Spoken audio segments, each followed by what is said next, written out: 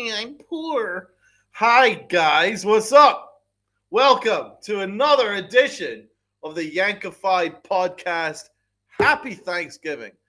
First of all, happy Thanksgiving to all.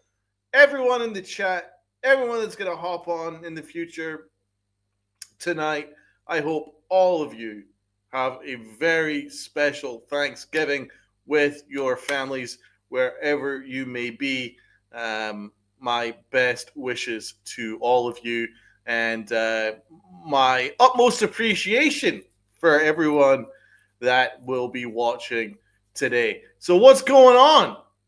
I'll tell you what, we have to talk about Hal Steinbrenner. We have to. So that's what's going to be up on the docket. We're going to break down the major talking points from Hal Steinbrenner's press conference. I'm not going to rant and scream.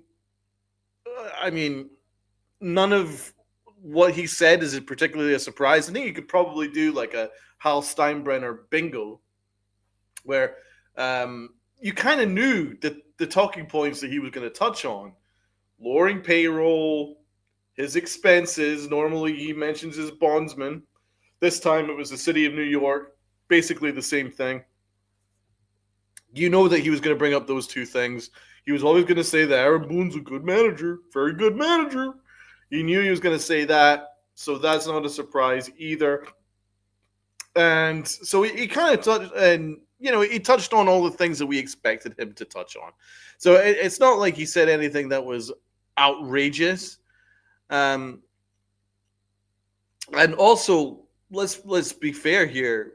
The bar was hell after the way that Brian Cashman started this offseason with his ridiculous presser in October, where he was going after Jeter and A-Rod, and it was all really about controlling the narrative. That's really what Brian Cashman's all about of late, and it was a massive ego trip. Was his press conference in October. I'm very proud of this bunch, but I will leave it to the masses to decide. I'll never forget when he said that.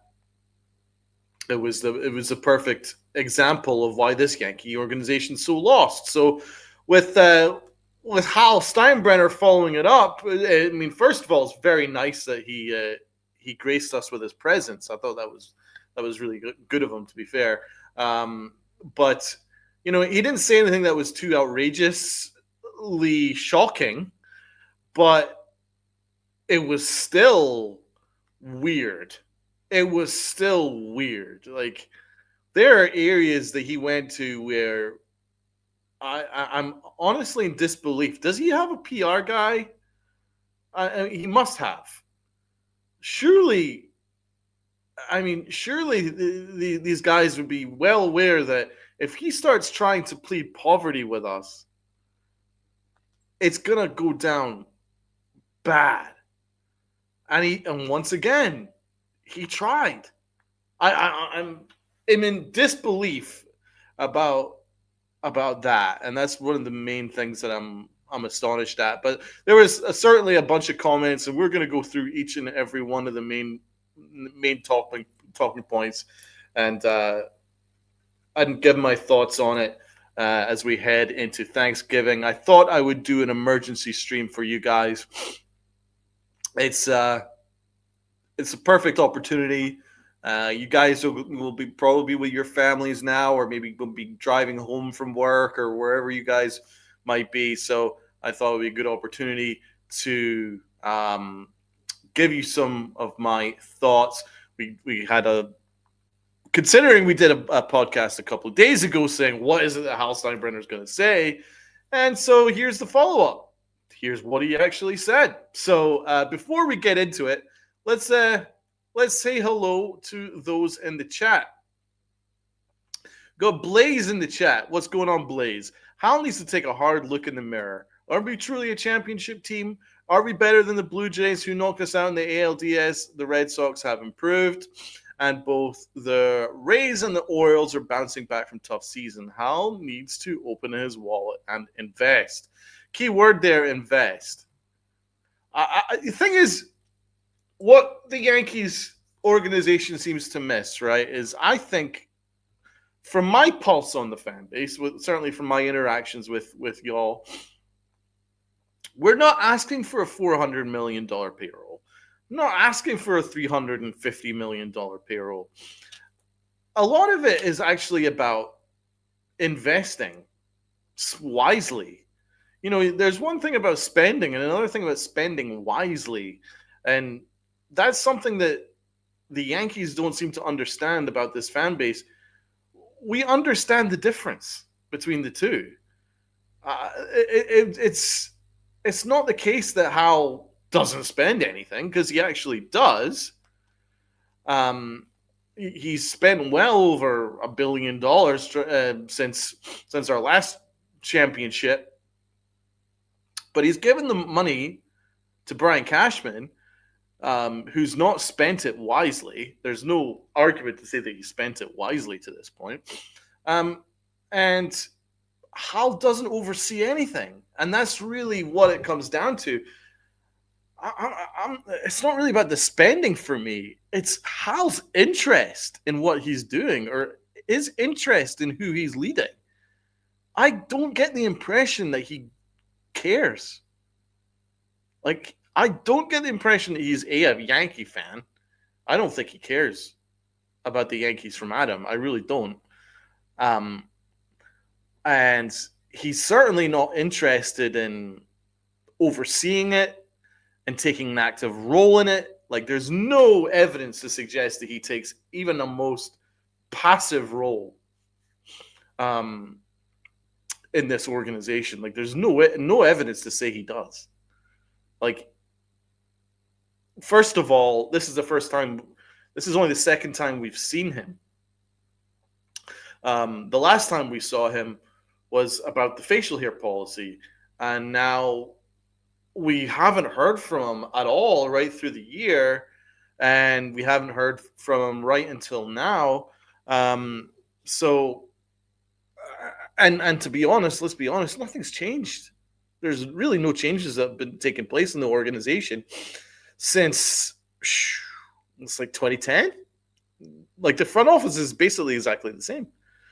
It's hard to really say that you are that invested in the operation of the Yankees as a whole, and then you look and see that there's really been nothing changed. Aaron Boone's still in charge.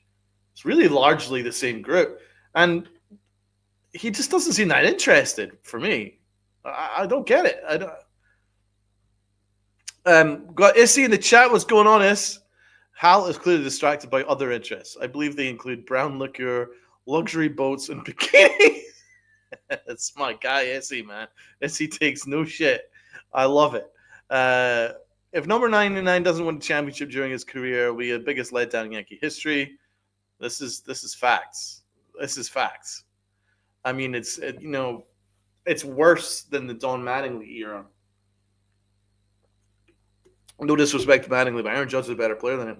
Don Mattingly, even. And the Yankees have missed the boat. They've completely missed the boat. They've completely missed the point of what they're supposed to be doing right now.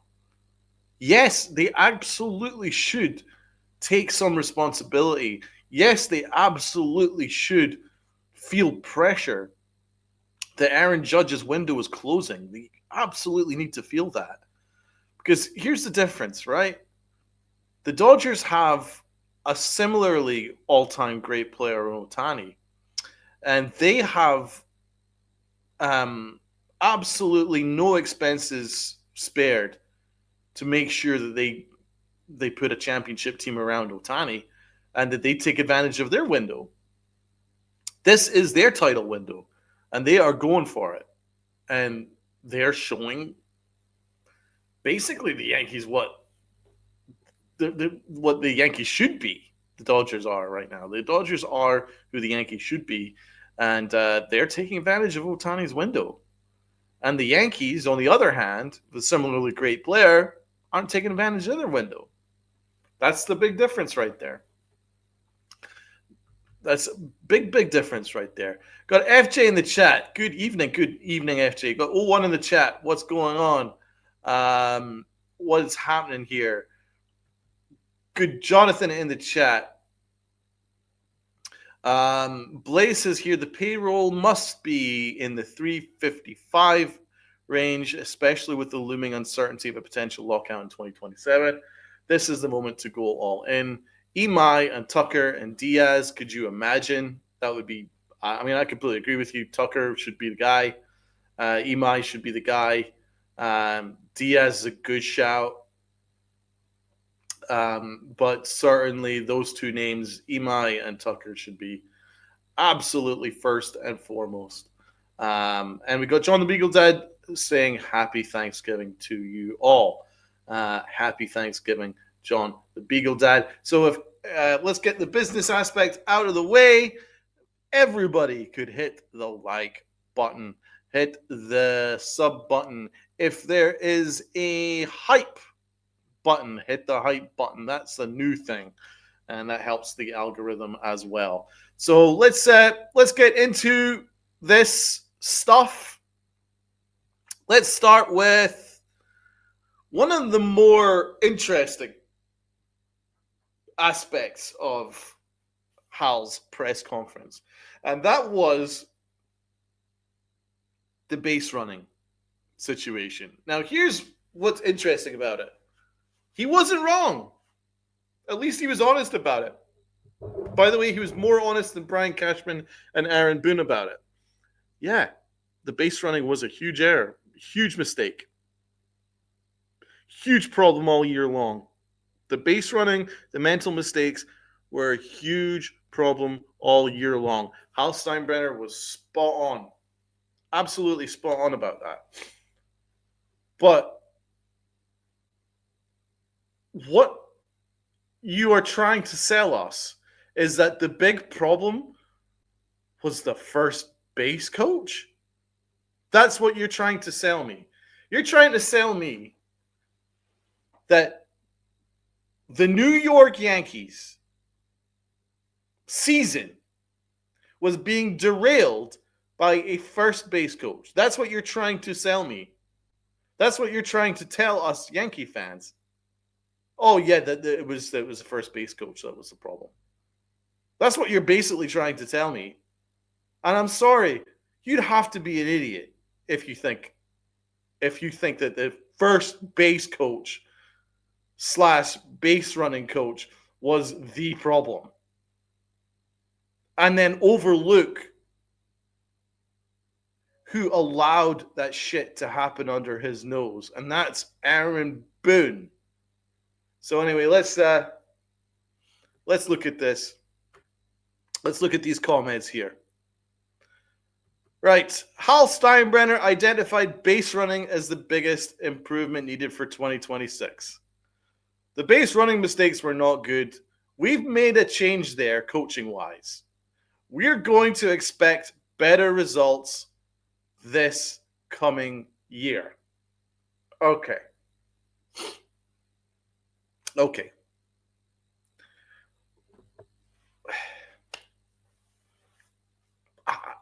Again, what planet are you on, Hal? What planet are you on that you're actually going to try and convince us that the problem there was the first base coach? Aaron Boone himself, all year long, said he didn't have an issue with the base running. He said it himself. He says that it's being overblown by the media. Aaron Boone said that. He said that it was being overblown by the media. The base running mistakes. Right? His old players kept saying, I'd do it again. Jazz Chisholm said, I'd do it again. Anthony Volpe said, I'd do it again.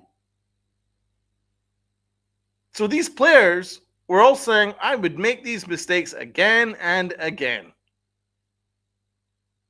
Aaron Boone had no issue with it. Aaron Boone is the one cultivating that.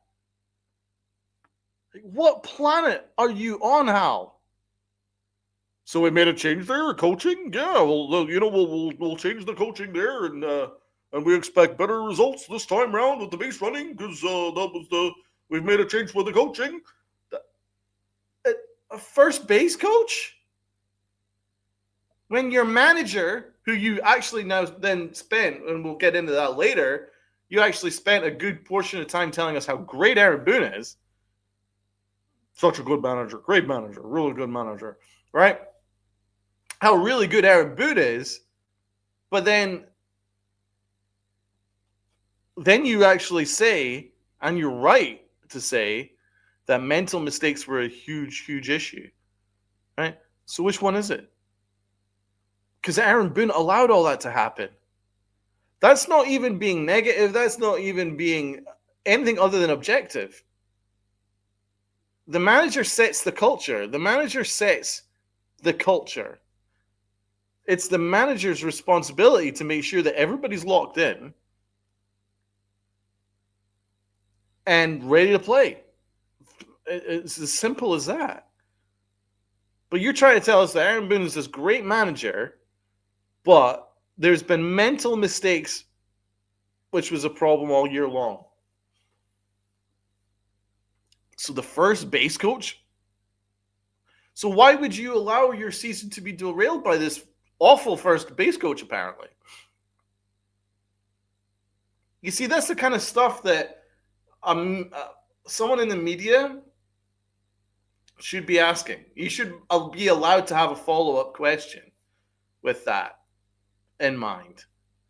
So, you're saying, so how, while you are absolutely spot on that the Yankees had a lot of mental mistakes through the course of the year, and then the base running was a huge problem. However, your manager himself said that it wasn't a big deal and it was being overblown. So your own manager said that. So would that not mean that there is a problem there in terms of communication? And wait, do you know what I'm saying? It's just like, how can you try and claim that the first base coach is the reason for the problem with the mental mistakes and the awful base running when Aaron Boone said it wasn't an issue? You know what I'm saying? And by the way, it wasn't just Aaron Boone, because Brian Cashman had this crazy quote where he said regarding that issue, he said, "Oh well, people have been calling me about my coaching, my great coaching team and our excellent base running. They have been calling me about it. They're really interested in our base running guys, so it can't be that bad." Brian Cashman said it. So Brian Cashman said it wasn't a big deal. Aaron Boone said it wasn't a big deal, but the owner says it's a big deal. That's interesting. So what was the owner's response to that? Firing the first base coach. What is that really going to do? Aaron Boone cultivates this culture. He cultivates that culture. The first base coach has nothing to do with cultivating that culture. If your own players are saying, "I would do that again," if your own players, like Anthony Volpe, would be like, "I'd do that again." If your own players are saying, like such as Jazz Chisholm, would be like, "I'd do it again." If they're saying that I would do it again, do you think it's really the first base coach that the problem is there? Or do you think it's your manager? You can't fool me, man. We got Luca in the chat. What's up? Thanks for joining, Luca. My guy, Luca. Looking forward to doing some Knicks content with Luca very, very soon. Got Stevie B in the chat. What's going on, Stevie B? Got Dev Finch in the chat. What's going on, man? We got Louis in the chat. Louis like, "Why is Donald ranting? Did something happen?" Have you heard me rant? I'm not ranting. I'm absolutely just going through the points. You want to see me rant? you'll know exactly what a rant is. This is not a rant. There's nothing to rant about, but you have to be concerned. You have to be concerned by what Hal's saying because he sounds tone deaf. What's going on, Steve? Awesome. Right, let's get into more of Hal Steinbrenner.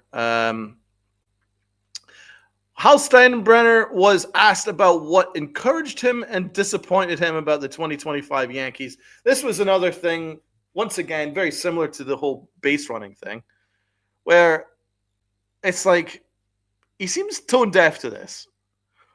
How well we played together, how incredible the clubhouse was. That was what he was really impressed with.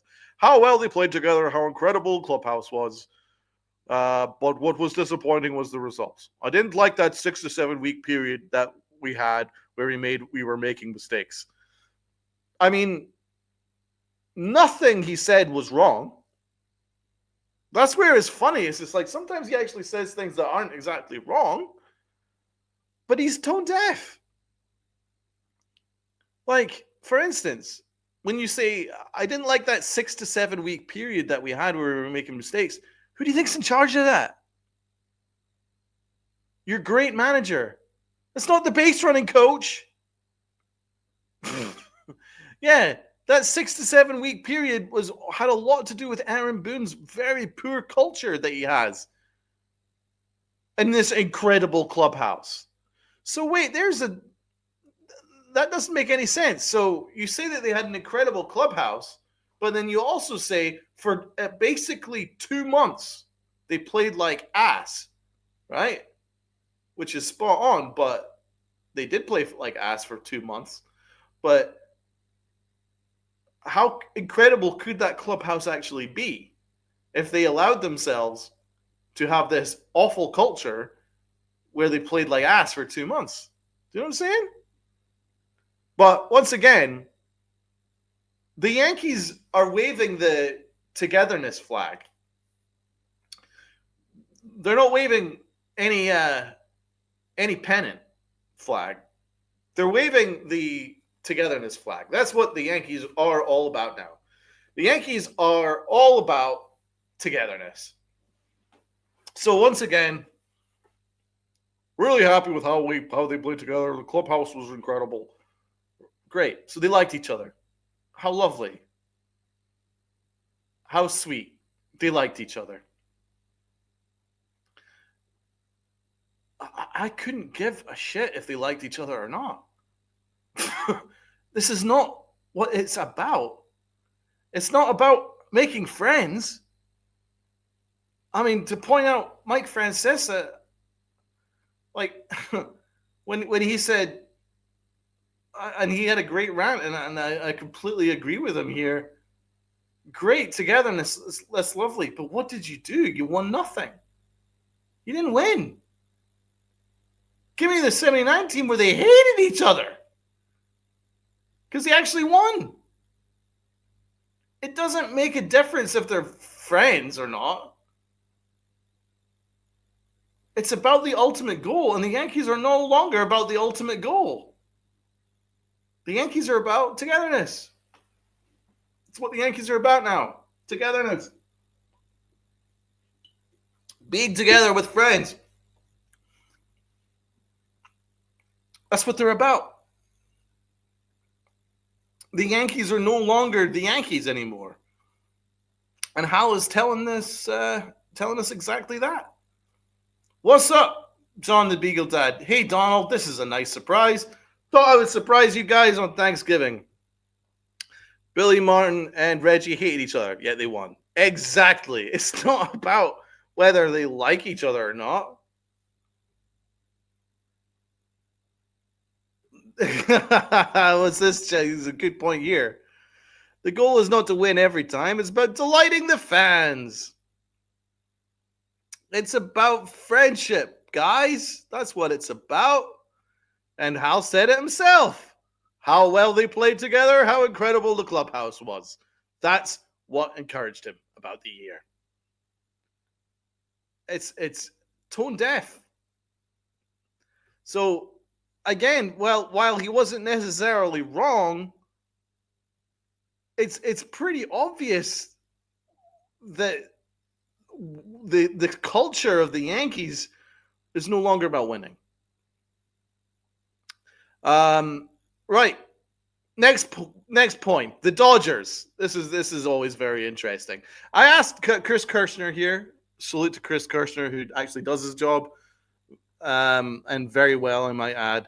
I asked Hal Steinbrenner about his quote at the beginning of the year. Ooh, someone actually asked Hal Steinbrenner a tough question.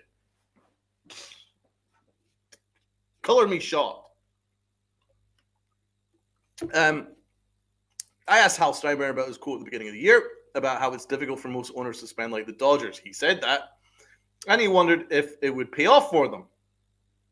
Well, it kind of has paid off for them, right? Back-to-back championships. And now that it has, does it change his thinking of how the Yankees approach the offseason? Right. Let's break this down. Because once again, Hal Steinbrenner is tone deaf. If there's a correlation between spending the most money and winning a championship, I still think it's a weak correlation sample size of data. I mean, the last two championship winning ball clubs all reside with the LA Dodgers with a back-to-back championship, and they are basically in a dynasty right now as we speak. So there's a strong correlation. It's not absolute, but it is a strong correlation. But they earned every bit of it. They struggled with injuries. Here we go, him and his injuries. Him and the Dodgers' injuries. They struggled with injuries throughout the season, which I did talk about in that same quote. But they got healthy at the right time. The rotation got healthy, and when that rotation is healthy, they're tough to beat. They quite frankly played up to their potential. Yeah, I'd say so. They really played up to their potential, especially those last two games. That has to happen. Your players have to play up to their potential. Dude, did you even watch the World Series? You're on about potential. Your players have to play up to their potential when you're playing a team as good as the Blue Jays, and you're not. Blah blah blah. Hats off to them. It's not easy to do twice. And they did it in dramatic fashion this time. This is my bet. This is my favorite bet here. But again, we'll see what they do next year. We'll see how it pans out. What?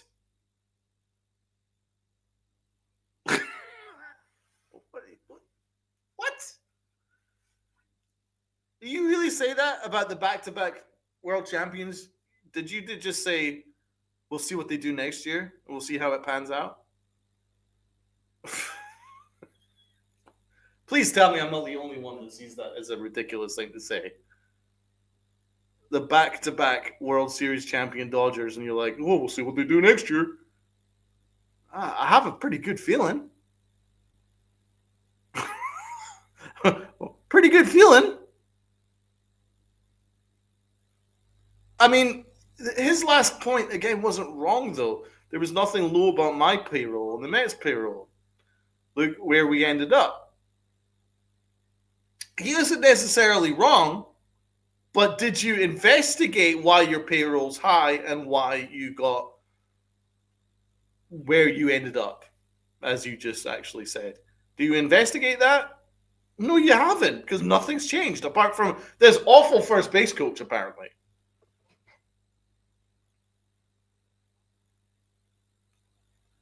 But that comment here, we'll see what they do next year. We'll see how it pans out. What are you talking about? Exactly. It's ridiculous. They've already panned out. That's exactly it. What do you mean we'll see how it pans out? They're in a dynasty, man. Like, are you aware of the stuff that's coming out of your mouth? Are you aware of that?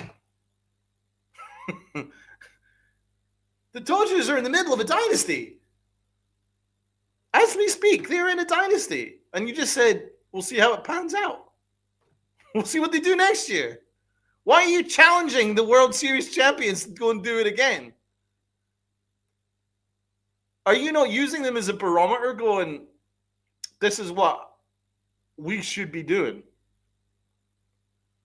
Again, Francesa says that the Dodgers are making the Yankees look like an A-ball team.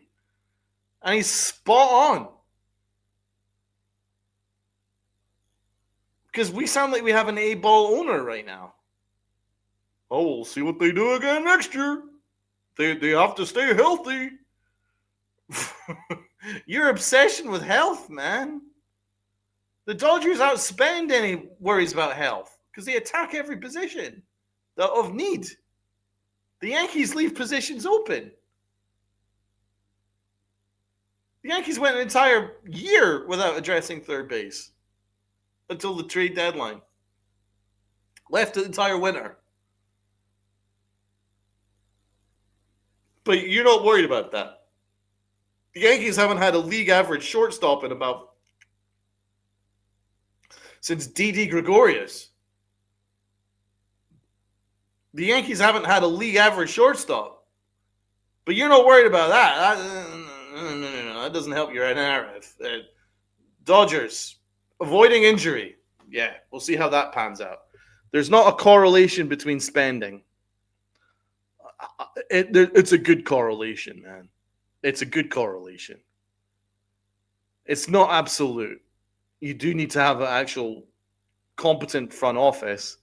He's not wrong about that because the Yankees' payroll is high. But to say that there's not a direct correlation is tough to sell. It's a tough sell. They are a juggernaut, I see. Absolutely, they're a juggernaut. They're a juggernaut. So, anyway, that was his comments on the Dodgers. All right, let's get to the next point. Will the Yankees' payroll change in 2026? This was a disaster for Hal Steinbrenner. This one. Listen, would it be ideal if it went down? Of course. What?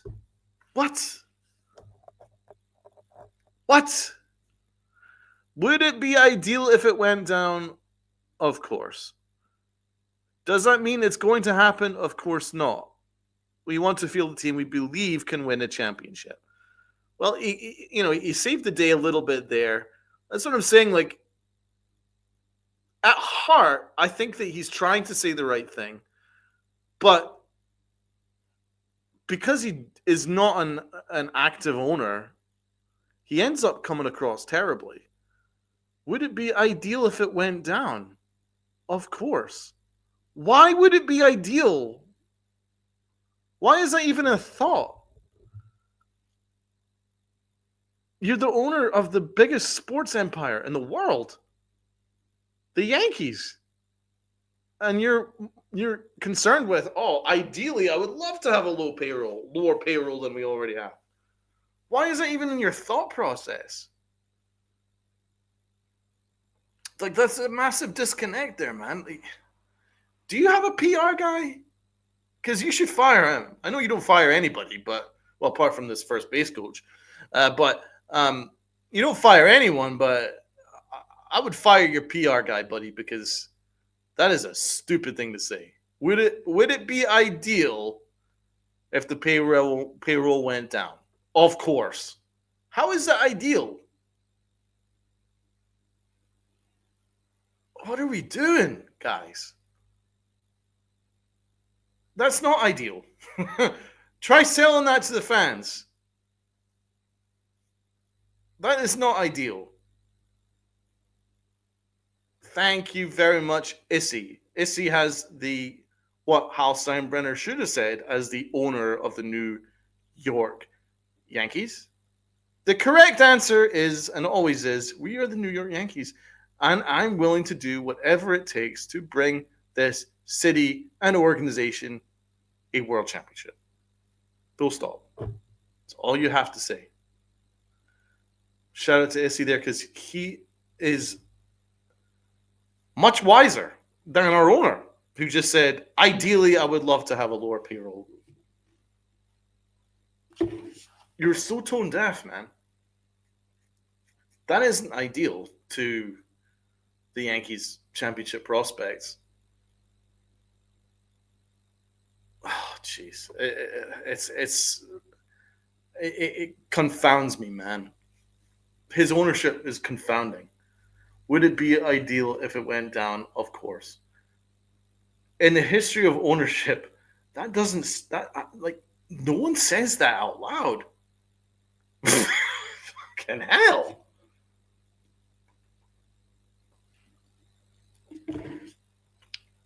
Next point.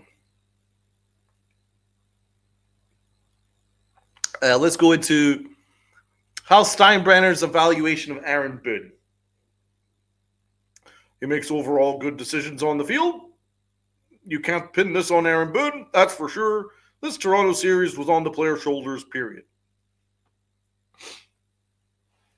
It goes beyond the Toronto series, man. Because you just said to yourself that there was a 7-week period where the Yankees played terribly. You don't think the manager has anything to do with that?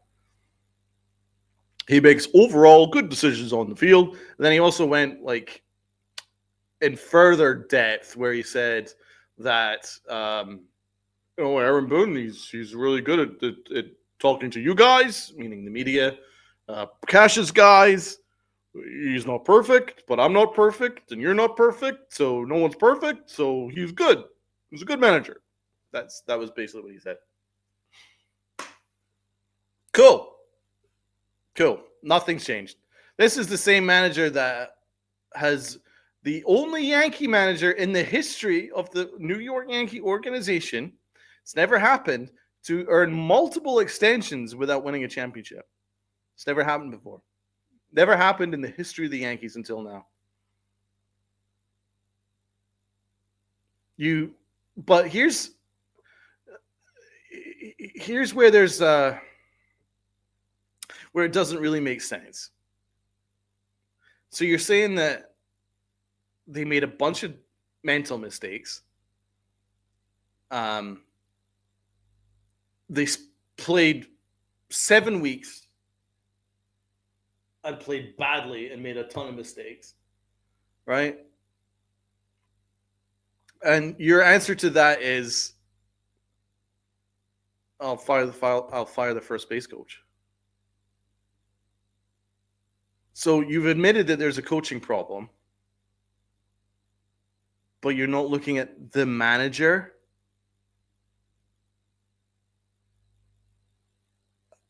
Surely I'm not the only one that sees a logic issue there. I can't be the only one in this chat that sees a logic issue there. There's clearly a logic issue. There's a big breakdown in logic there. Hal, seriously, man, you need to take a step back and look at this. You can't be this naive. You're a smart businessman, right? You're definitely not a smart baseball guy, but listen to your answers.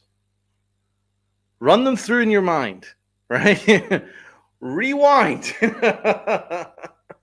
Rewind those answers and listen to yourself.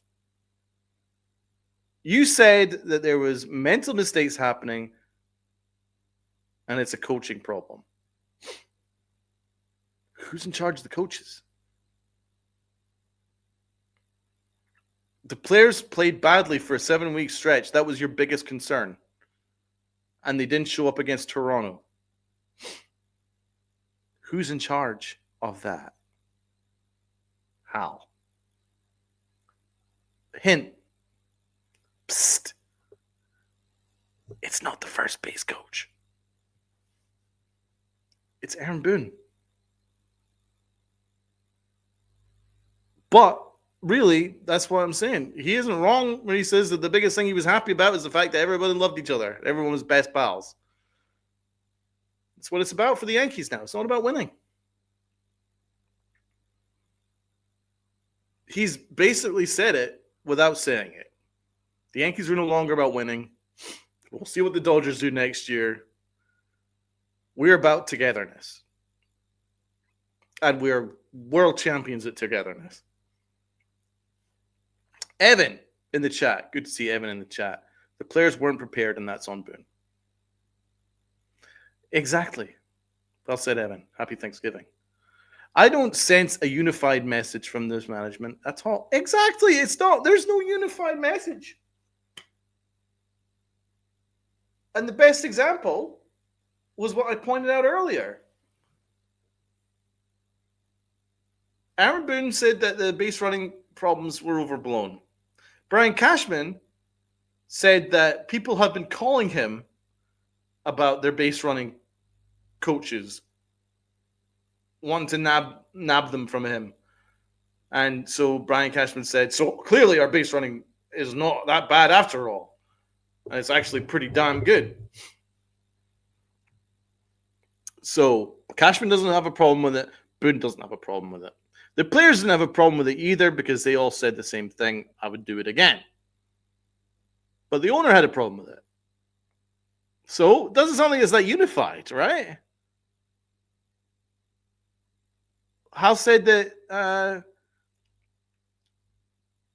he was concerned about the base running mistakes, the mental mistakes. He's concerned about that. But he's not looking at the manager because the manager's great.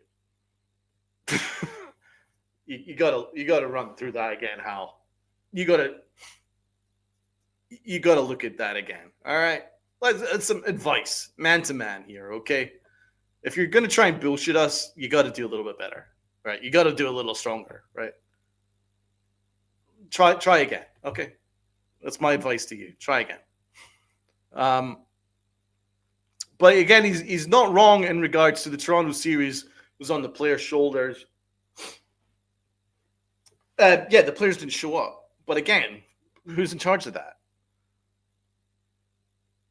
But you also have to look at the fact regarding Aaron Boone that, again, he's saying here it's the players' fault.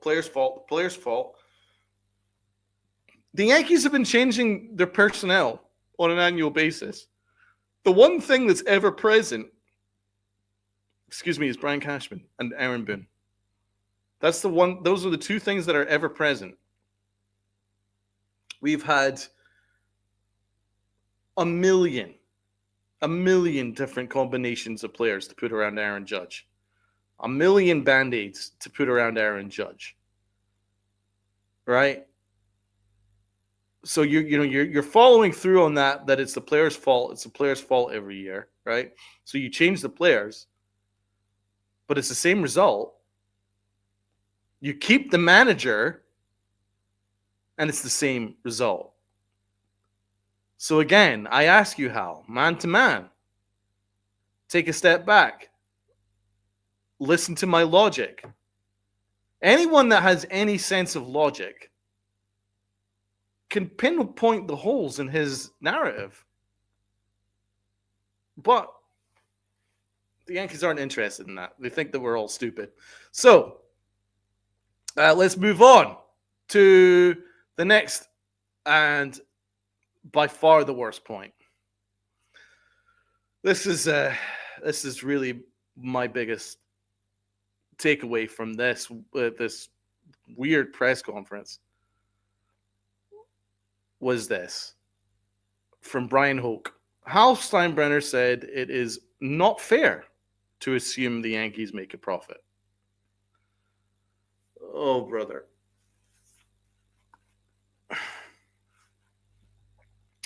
I don't want to get into it, so he gets into it. But that's not a fair statement or an accurate statement. Everybody wants to talk about revenues. Hal, stay away from it, man. This is not something you're going to win. Everybody wants to talk about revenues. Oh God, this is so bad. Brace yourselves, guys. If you're drinking, take a stiff drink right now. Obviously, take it under advisement. Nothing dangerous, but I mean, I don't drink, but I would drink if I have to say this again. They need to talk about our expenses, including the $100 million expense to the city of New York that we have to pay every February 1st, including the COVID year. So it all starts to add up in a hurry. Oh God. Oh dear God.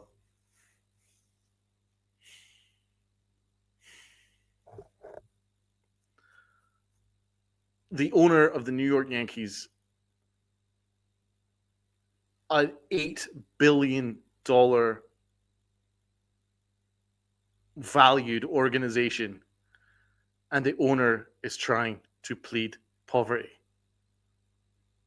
I don't want to get into it, but that's not a fair statement or an accurate statement. Everybody wants to talk about revenues. They need to talk about our expenses, including the $100 million expense to the city of New York.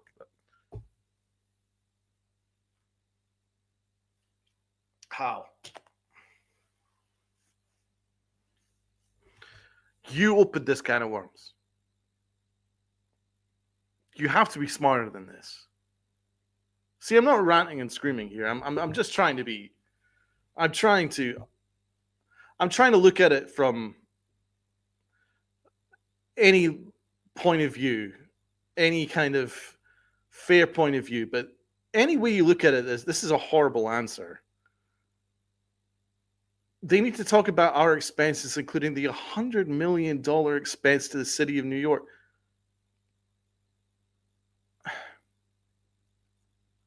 How? You cannot plead poverty of the as the owner of the Yankees, but then expect that the fans are gonna pay through the nose for your product when they have their own hardships, right? Do you know the amount of sacrifices that a lot of Yankee fans have to make to afford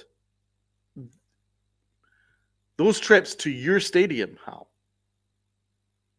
For parking, for food, for merchandise, for the latest shirt, for the latest hat, of your $8 billion revenue empire that apparently you don't make a profit from. You cannot plead poverty, man. Seriously, who do you think you are, man? There are a lot of people that have to make a lot of sacrifices that do not earn millions of dollars a year, that do not bring in $700 million worth of revenue.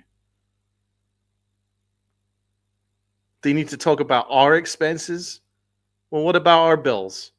What about our expenses? I highly doubt that you're going to be freaking lowering those, are you? You're not going to be lowering the Yankee expenses. I highly doubt you're going to soften the ticket prices. You're not going to be lowering the price of merchandise, are you? No, you're not going to do that. The $100 million expense to the city of New York? Dude, we don't care about your tax situation. We don't care. That's not the fans' job to care. Why are you putting on the fans to worry about an expense to the city of New York? New Yorkers have their own freaking bills to pay to the city of New York. Good Lord. And by the way, that's something that you signed up for with been building that stadium. The bondsman, which you bring up every year, part of the deal was $100 million expense to the city of New York. It's part of the deal, man. You signed up for it when building that stadium. Suck it up. I don't doubt you have expenses, but don't try and plead poverty. Who do you think you are? Who the fuck do you think you are?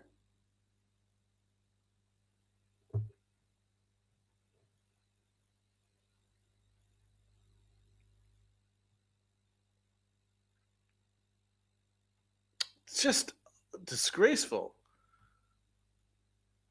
God, comment in the chat here. Who cares what he says? It's his actions.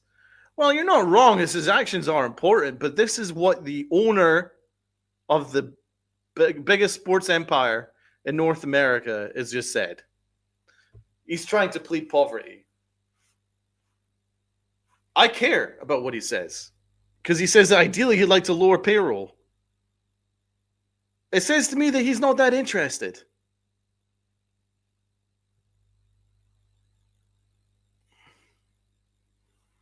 It's a good point here from Dave Rice here. The Dodgers donated $100 million to the city of Los Angeles, the disastrous fires. So, Hal's trying to plead poverty. Help me, I'm poor. What are you doing? Good luck trying to win that battle, man. Good luck trying to win that battle. You can't win that battle. It's tone deaf. It's also disingenuous in the extreme. It's tone deaf and disingenuous.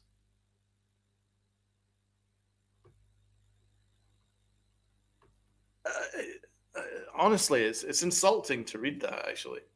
Well, what about my expenses? What?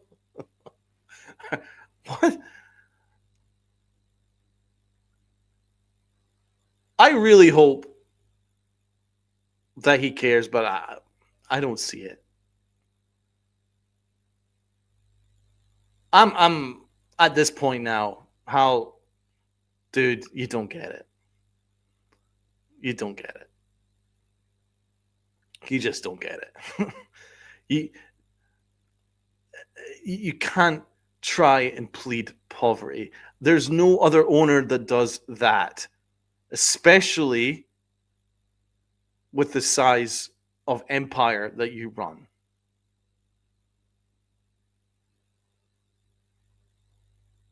At no point did Hal say, I'm disappointed, I'm unhappy, this is unacceptable, we should be winning a championship. We've not won since 2009. We deserve better. Our fans deserve better. It's up to us, and it starts with me. How do I fix that? Did I hear that? No. Instead, I hear, well, what about the expenses I have to pay to the city of New York?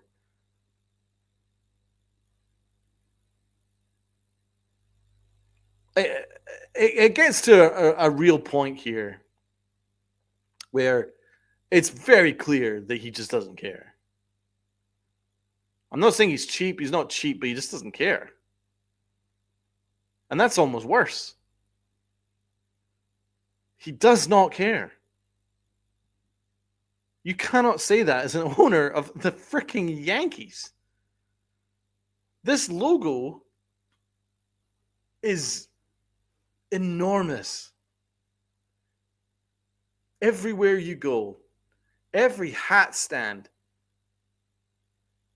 on planet Earth has this logo.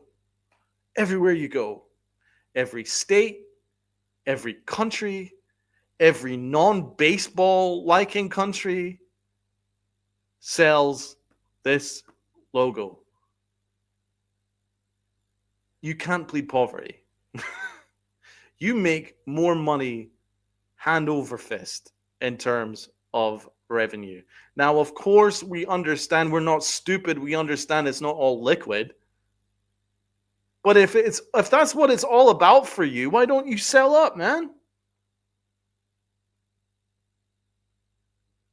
But you wouldn't do that because you're living the high life right now. You got your yachts, you got your investments in AC Milan.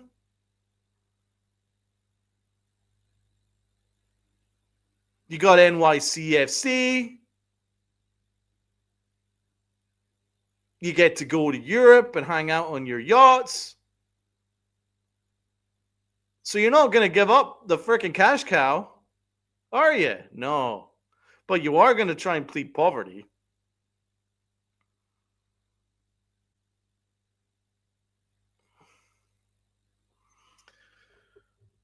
As he says here, I travel a lot for work, and not once have I been in any airport, domestic or international, for more than 30 minutes and not seen a Yankee hat. Exactly.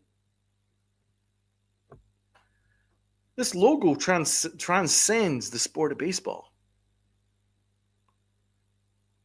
Now, according to Forbes, the only more valuable organizations in the world, you're talking about things like Real Madrid, Manchester United, and the Yankees. North America, it's the Cowboys and the Yankees.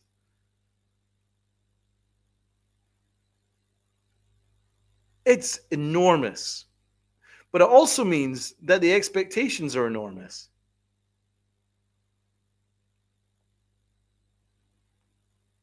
Yes, I understand that there's pressures. Thus, if you can't hack it, find someone who can.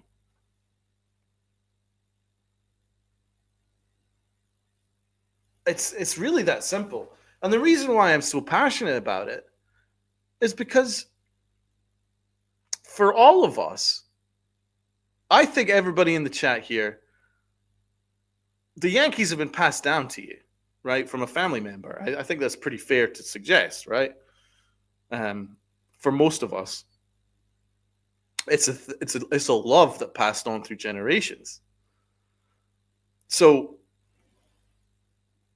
if some of you wonder why there are good portions of the season where I rant and I yell and I call everybody this, that, and the other, it's coming from a love and a passionate place because I know what this organization means to the family members that have passed this on to me.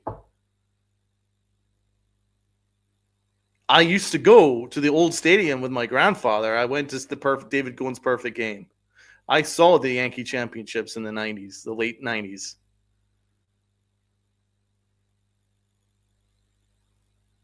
My grandfather is buried with a Yankee hat. He absolutely loved the Yankees. He absolutely loved them. And he donated all his Yankee library of books to me. So yeah, I do take that as a legacy that I want to try and carry on. Hence this podcast. I try and carry on my love of the Yankees. And it's passionate. And I know not every fan has that sense of passion or that sense of win at all costs, but I have that because I was brought up through that. Thus, I have expectations. But it is interesting because that is passed on through the generations. You know what has also been passed on through the generations? Hal's ownership. His dad loved the Yankees. I'm not going to go into, if George was alive, blah, blah, blah. I know people are bored about that. But you can tie it in because my love of the Yankees came from it being passed on from a family member, right? Well, it's the same thing here. George passed on his Yankees that he bought for what, $6 million? Now it's worth $6 billion. That's actually worth $8 billion. That was his business. That was his business. That was his family business. He made the Yankees an empire, and he passed it on to his son. You would think that his son would feel some responsibility that he'd want to carry on that empire. But his son takes no responsibility and really doesn't want the job. You can tell by his conversations, by the things that he says.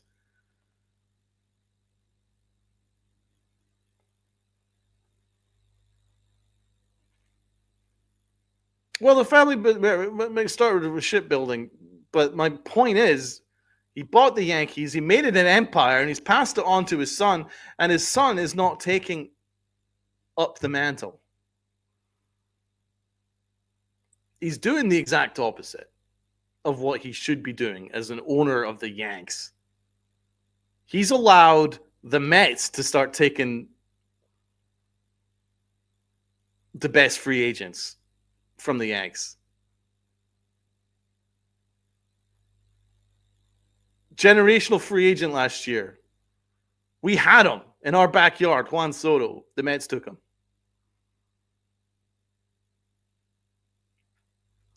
The Yankees are getting lapped by the Dodgers. The Yankees are 10, 20 laps behind the Dodgers now. The Dodgers are now a dynasty. The Dodgers have the best of the best. The Dodgers, every single free agency, get the best free agents. Full stop. Thanks very much. They have the generational players. The Yanks, they have one generational player and a bunch of Band-Aids.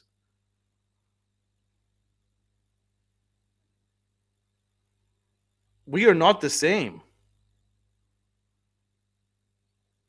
And it's just sad to see why him inherit such an amazing opportunity, which we all here in the chat would kill for.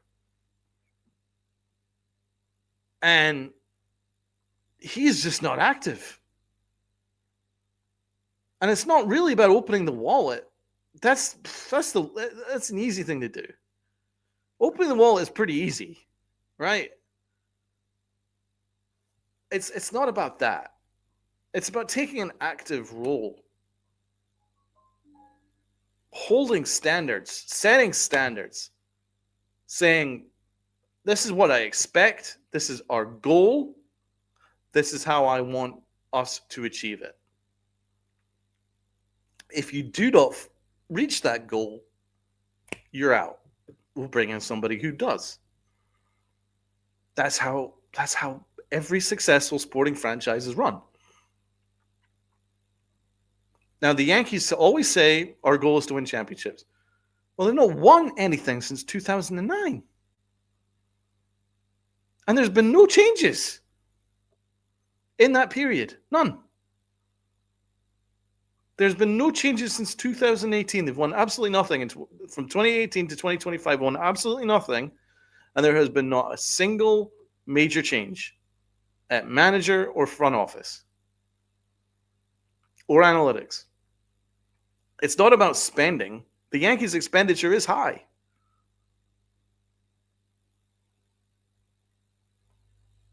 The Yankee expenditure is high. I don't doubt Hal's wrong there. He's right. It is extremely high.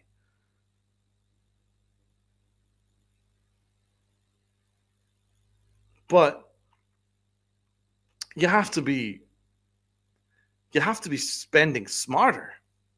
If you're saying that you spend the most on analytics, is that the best analytics department? I don't think anybody could say here comfortably and say this is the best analytics department. He spends the most on the front office. Is this the best front office in the league? This is definitely not the best front office in the league.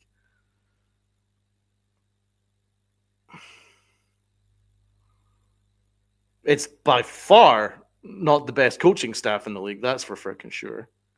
So any objective person could say our front office isn't the best in the league, our coaching staff isn't the best in the league, and our analytics isn't the best in the league. Yet you spend more than everybody else. So it's not about spending in those departments. It's about bringing in the best and making changes and setting goals. You're not doing any of the above.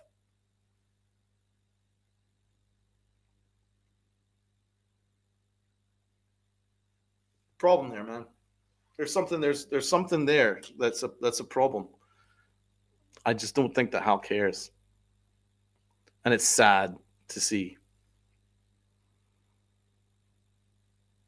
Right. We have the Blue Jays just signing Dylan Cease. Happy Thanksgiving, Toronto Blue Jays. That is an absolutely amazing signing. Salute to the Toronto Blue Jays. That is an absolutely amazing signing. Dylan Cease. Wow. Let's look into that. Thanks so much for those in the chat that brought that to my attention. It really shows that the Toronto Blue Jays are going to go all in.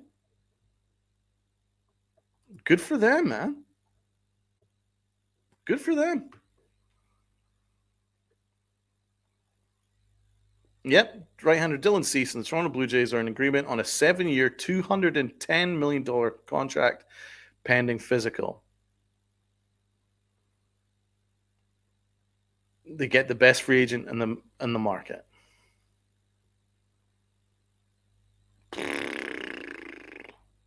Boom.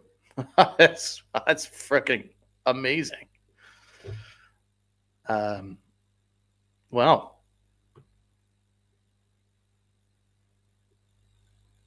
So that was and then one last thing that Hal brought up was the whole thing about wanting a salary floor and a salary cap, for the reason being that he wants the smaller market teams to be more competitive.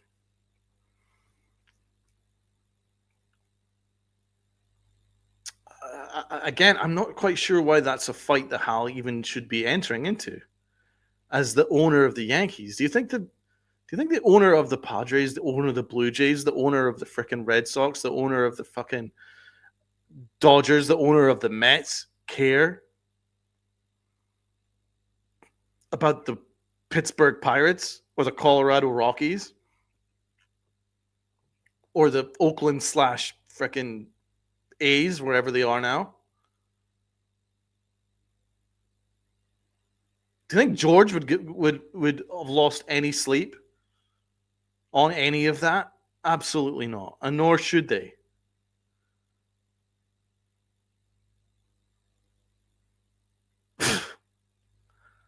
What are we doing here, man? You've spent more time worrying about small market teams than you are about the well-being of your own organization that has not won. Like, Hal, you're sitting on a gold mine. You have more to spend on players than everyone, bar the Dodgers.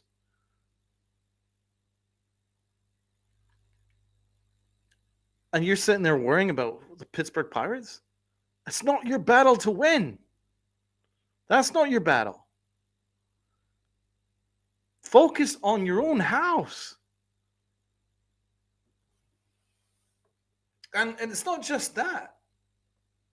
It isn't just about like focus on your own house. But by the way, there is parity in baseball. There absolutely is parity on baseball, right? Because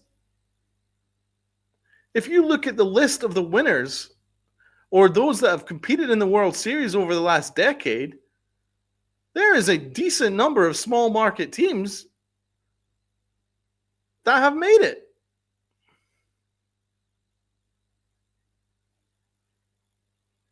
I mean, look at it. The Nats, the frickin' Nats, the Cubs, the Royals, and the Rangers have won more World Series than the Yankees over this past decade.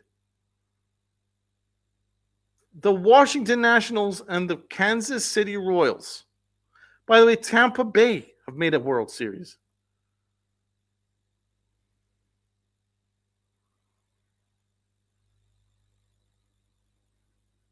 Parity is not really a huge issue. Due to the luxury tax for one, the penalties for signing free agents that have turned down a qualifying offer, all that stuff, and then the sacrifice of draft picks to sign these major free agents, the Yankees have not signed a number one outside free agent since Garrett Cole. That's the last time. And that was what, 2021? 2020, 2021? That was the last time the Yankees have signed the best free agent on the market outside their organization. The Yankees aren't doing it anymore. So I wouldn't say spending is this huge issue right now for like this huge frightening issue. You're just scared of the Dodgers because you refuse to try and compete with them. But look at it. The Kansas City Royals and the Washington Nationals have won more championships than the Yankees have in this past decade. Forgive me for not giving a shit what these small market teams are doing. They're good for them. They're doing it better than the Yankees are. The Yankees battle really should be making the most of the plethora of options that you have at your disposal as the freaking head of this empire. Be better. Want it, but I can't ask my owner to want it. It comes from the heart, and I just don't think he has it. He just doesn't have the heart for it.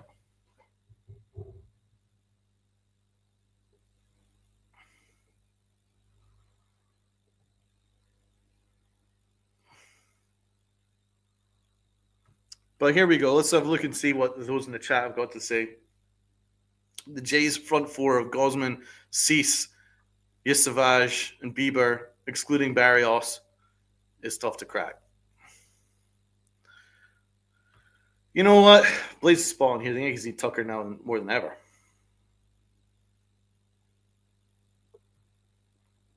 The Yankees need to be the Yankees. The Yankees need to be the Yankees. Stop worrying about small market teams. Stop saying, oh, we'll see what the Dodgers are going to do. We'll see what happens next year with them. See how that plays out. It's already played out. They're a dynasty. You should be aiming for them. You should be gunning for them.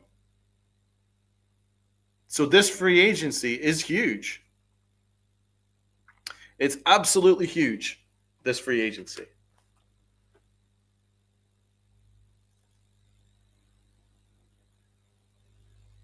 Now, a lot of these words can be forgotten about if they have a good winter. And in fairness to Hal, he hasn't said that there is really a budget set in place. So, really, there's no reason why we shouldn't go get Kyle Tucker. Bring in the star Japanese talents like Imai or Okamoto. Sign Imai, sign Okamoto, sign Kyle Tucker. Rebuild your bullpen. And your team's going to be fine.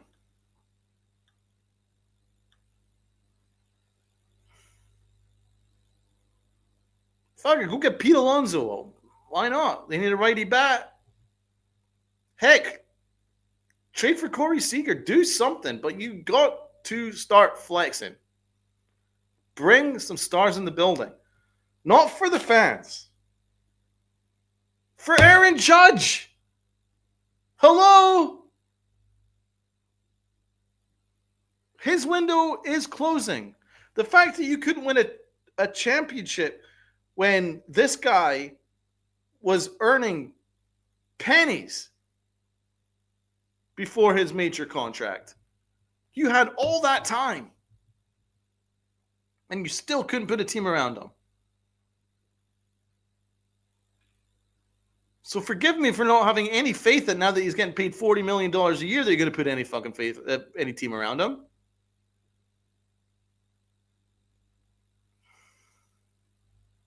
The last time we put a proper team around him was 2024, and we made the World Series.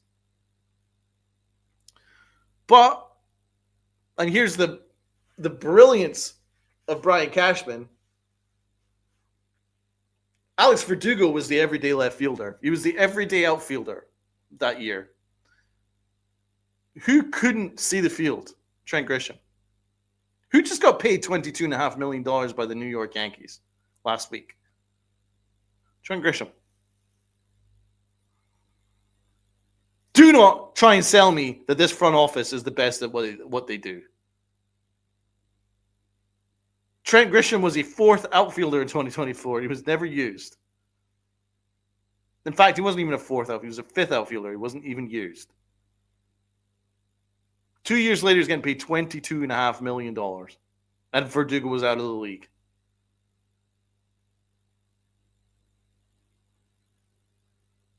They partly lost the championship because of Verdugo in 2024.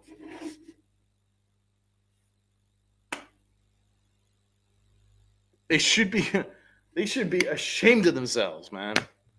Aaron Judge is playing crazy stuff.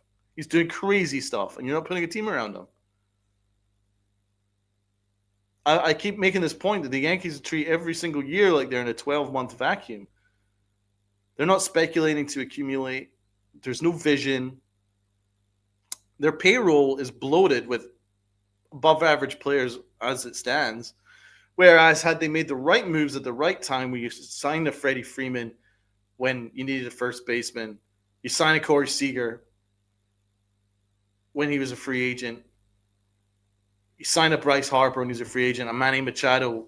I'm not saying all of them, but when those guys were free agents, you signed at least one of them. Jesus. It's a better use of money than spending exactly the same for Josh Donaldson and Aaron Hicks.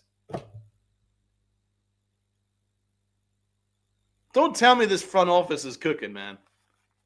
Do not try and fucking sell me that. You can't sell me that.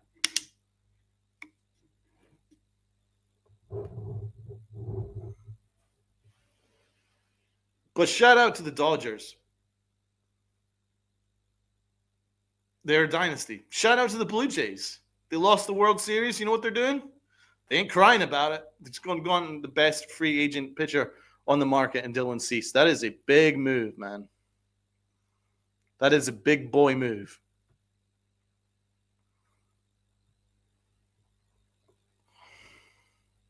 Let's see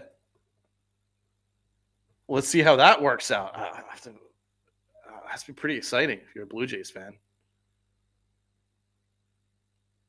He's a hell of a pitcher, man.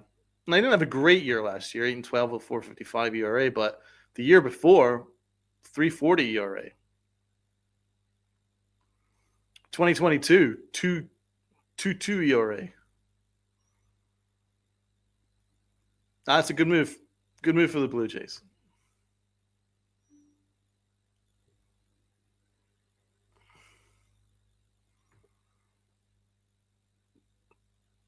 Well, PEDs aside, if there's anyone that's due to have a drop-off year, it is Grisham. Very similar to Jurickson Profar, regardless of the PEDs. That's a very good comparison. If there's one player that is due to have a massive decline, it is Trent Grisham. But the Yanks are on the hook for him.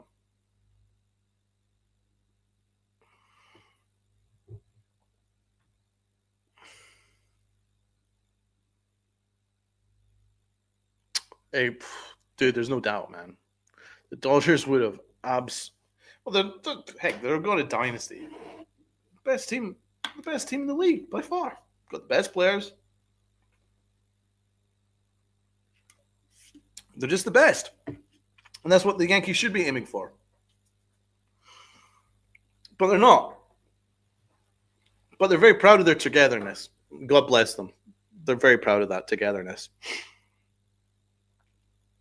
But now we're heading into the winter. This is the first major move of the winter. The Blue Jays have gone for it. It's great. Great for the league. Now let's see how the Yankees respond.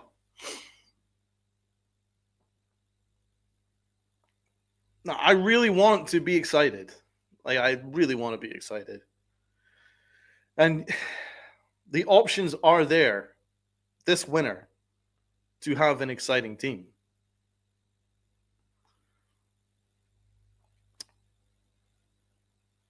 Imai, Okamoto, Kyle Tucker. Those are the three names I'm looking at. Pete Alonso. I really think that would be a smart move. We need to bring in a major free agent. A major free agent. In order to help Aaron Judge. You notice I haven't mentioned Cody Bellinger because I don't believe that he's on that level offensively. Tucker's better. Go get me Kyle Tucker.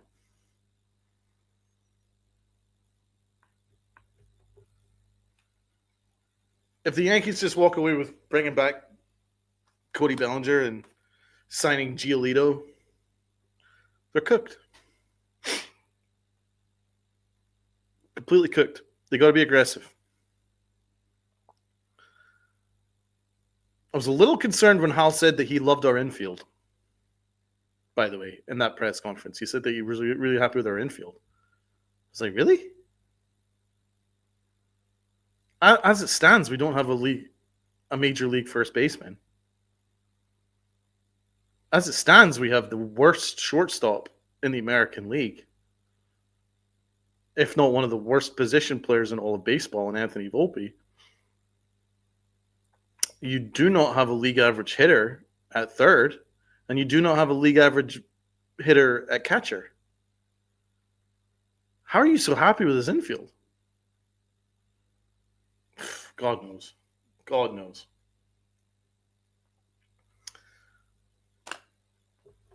The Yankees, well, that was the one thing I do agree with Hal, though. I think our starting rotation is incredibly exciting going into next year, even without making any further moves.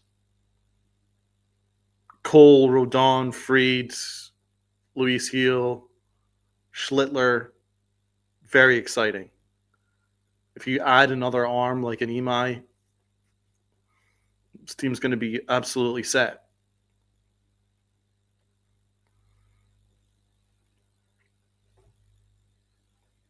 JKB. Realistically, the infield is kind of set, unfortunately. Jazz, Rice, McMahon, and Caballero. I like all four of those guys. But for me, Ben Rice is a catcher. He's not a first baseman. McMahon isn't a league average bat at third base, but he's an all-world Gold Glove third baseman. And I love me some Caballero.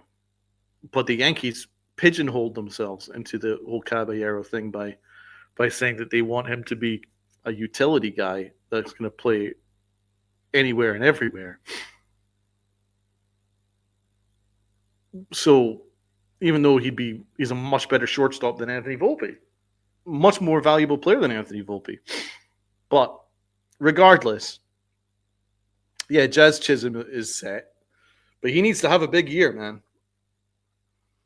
Because I'm not convinced yet. Like, skill set wise, very convinced. Love him. But his mentality is a little bit out there.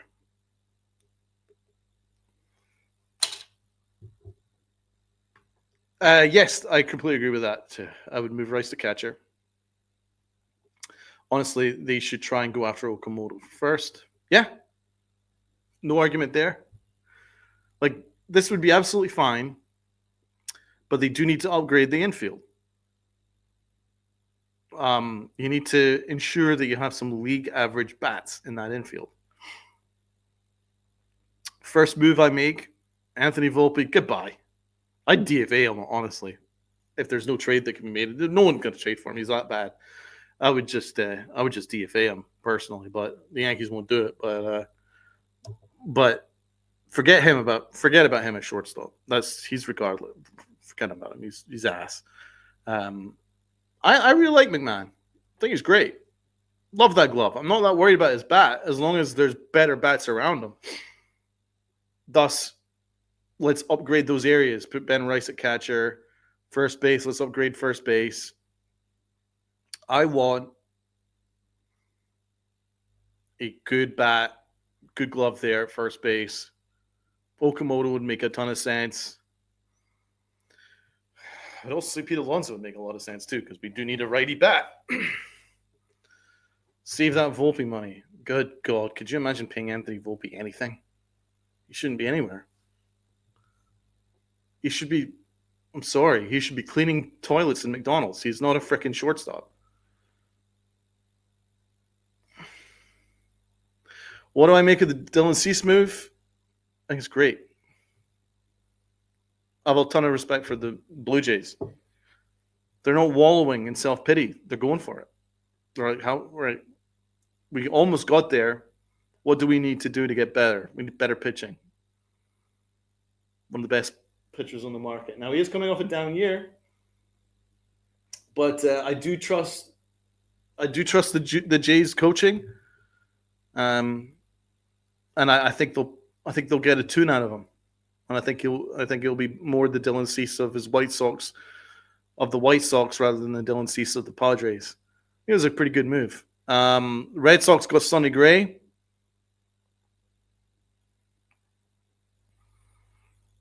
That was a good move too. It's diabolical. Maybe that's a bit mean. No, it's not. Fuck Anthony Volpe.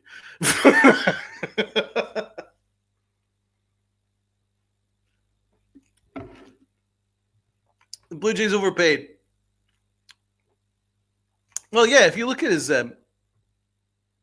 his previous years, you're not wrong. He's coming off some bad years. Last year wasn't a great year. 4.55 ERA, 8-12 record, 133 WHIP. It wasn't a great year for him. But in 2024, he was very good for the Padres. A 3.47 ERA, 107 WHIP, 14-11. So he was good at the Padres 2024. He also pitched a complete game that year. 2025 was a down year. It wasn't a horrible year, but it was a down year for sure. 2022, he had a 2.20 ERA. And 2021, he had an ERA in the threes. So, you're going to get somebody that's going to give you, bare minimum 3.50 ERA kind of guy, maybe a little bit higher. It's good. It's a good statement of intent. You're always going to overpay in free agency. It's just the way that the free agent market is now with inflation. Not overly worried about overpay. That's why the Yankees shouldn't be worried about what it's going to cost to go and get Kyle Tucker. Don't worry about it. You're the freaking Yankees.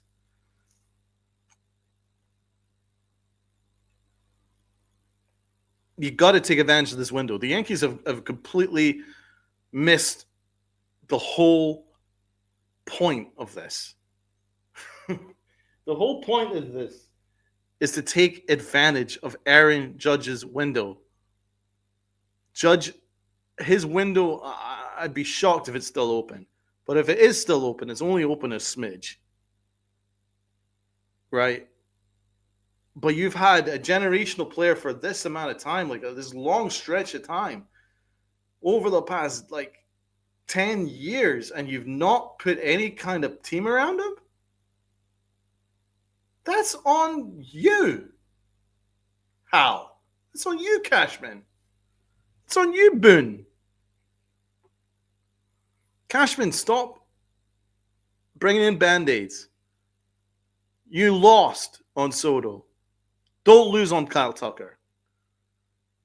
You passed on great free agents like Manny Machado, Freddie Freeman. You decided not to make a trade for Matt Olson. You're the one you decided that you didn't need Seager.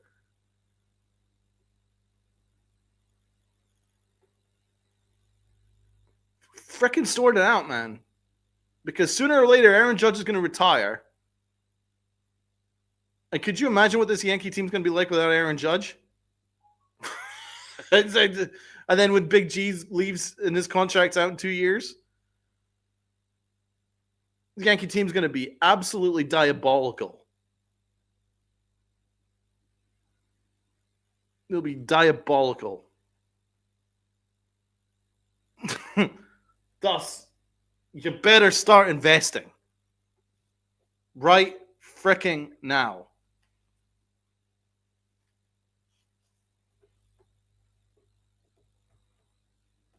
I think Imai will land on the West Coast. You know what I like about Imai? He says he wants to take down the Dodgers. That's someone that you want to invest in. He doesn't want to jump on the super team. He wants to beat the super team. Get me Imai.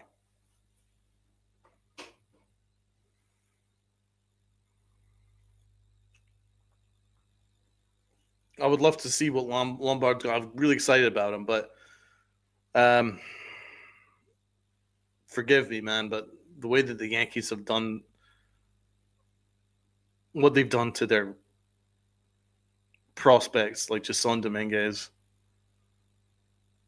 Peraza, Florial, Clint Frazier, what I saw from Anthony Volpe, forgive me, but I need to see it. I need to see it before we talk about captaincy. I actually need to see him. Dominguez was meant to be the Martian, and the Yankees don't like him. So, yeah, let's wait. Let's wait on that.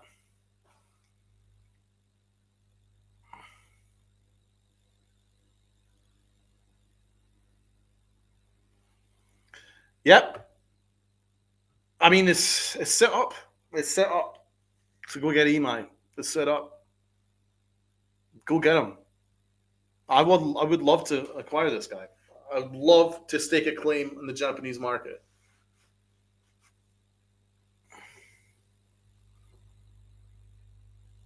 But the Blue Jays have definitely given themselves a Thanksgiving gift. That's pretty cool. That's pretty cool. So, everybody's Thanksgiving coming up. I hope you all have a great Thanksgiving. Looking forward to all-day football tomorrow. Bunch of good games. Looking forward to that. I actually already had my early Thanksgiving with my mom. I had a nice big turkey meal. And tomorrow I'm just going to donate to football.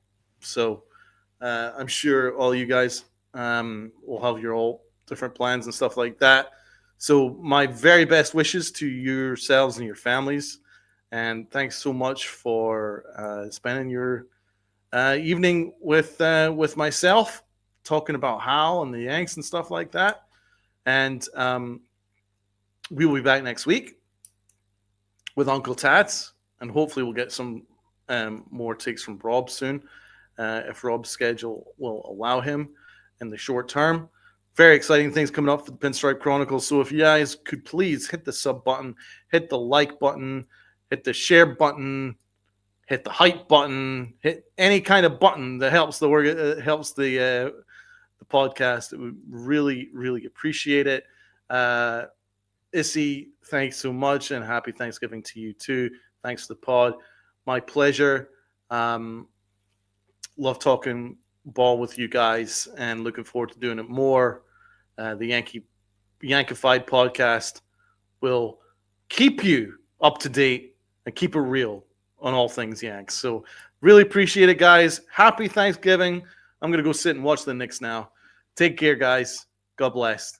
See you next week.